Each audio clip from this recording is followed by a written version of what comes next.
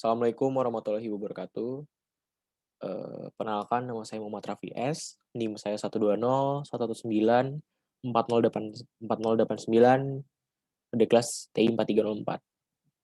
Pada kesempatan kali ini saya ingin menjelaskan, mini makalah, dengan topik yaitu adalah pengaruh antara jumlah beredar terhadap inflasi. Nah, dikarenakan pada minggu ini, pada tugas ini, topiknya adalah uang, jadi saya akan menjelaskan topik daripada paper ini, tulisan ini adalah uang.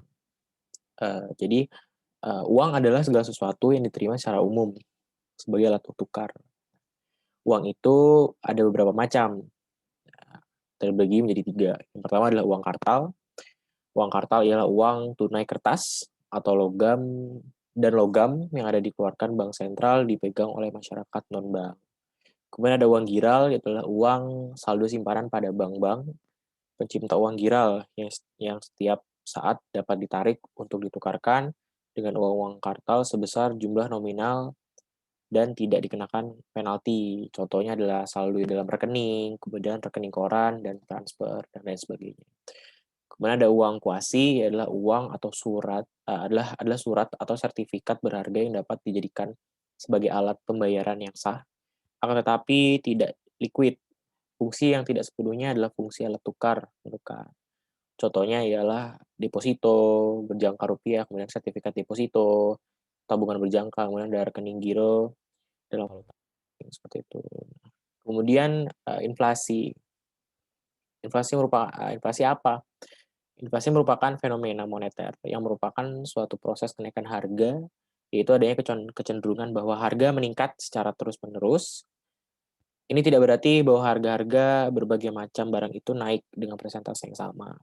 Mungkin dapat terjadi kenaikan tersebut tidaklah bersamaan seperti itu. Nah, para ahli ekonom sepakat untuk menyatakan bahwa pada umumnya inflasi dipengaruhi oleh jumlah uang beredar, khususnya jumlah uang yang beredar dalam arti sempit atau M1. Nah, relatif rendahnya inflasi di negara-negara maju tentunya disebabkan oleh relatif rendahnya pertambahan jumlah uang yang beredar, khususnya M1. Tetapi kontrol jumlah uang yang beredar tidak akan efektif jika tidak didukung oleh kelembagaan keuangan yang sehat dan modern. Dalam hal ini di Indonesia adalah Bank Indonesia tentunya.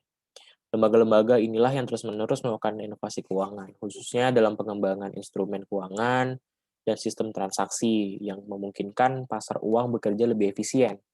Bagi pemerintah, khususnya bank sentral, pasar keuangan yang sudah maju dan efisien ini bermanfaat sebagai efektivitas pelaksanaan kebijakan ekonomi, khususnya di kebijakan moneter seperti itu. Dapat dilihat di sini bahwasannya grafik antara grafik perkembangan jumlah yang beredar M2 M2 di Indonesia pada tahun 2000 sampai tahun 2017. Dapat dilihat di sini adanya kenaikan yang cukup signifikan dari tahun ke tahun tentunya. Grafiknya selalu naik. Nah, kemudian perekonomian suatu negara dapat dikatakan sehat ya, jika pertumbuhan ekonominya stabil serta menunjukkan arah yang positif. Nah, inflasi ini merupakan salah satu tolak ukur daripada perkembangan kondisi perekonomian suatu negara. Dan oleh karena itu salah satu indikator ekonomi makro ya yang biasanya sering digunakan untuk melihat stabilitas perekonomian suatu negara ya laju inflasi. Dapat dilihat di sini laju inflasi Indonesia dari tahun 2000 sampai 2017. Dapat dilihat pada tahun 2000 sampai dengan 2010, puncaknya di tahun 2005 sangat mengalami kenaikan yang cukup tinggi tentunya. Kemudian mulai ke tahun 2011 sampai dengan 17 kenaikannya tidak terlalu tinggi dalam artian persen, hanya di sekitar kurang dari 10%-an seperti itu. Kesimpulannya apa? Kesimpulannya ialah jumlah uang yang beredar berpengaruh positif dan signifikan terhadap inflasi di Indonesia. Pengaruh positif antara jumlah uang yang beredar dan inflasi disebabkan oleh demand pull inflation atau inflasi yang ditimbulkan dengan permintaan masyarakat akan berbagai barang terlalu kuat sehingga menaikkan harga-harga secara umum. Permintaan barang terlalu kuat disebabkan oleh pendapatan masyarakat yang meningkat.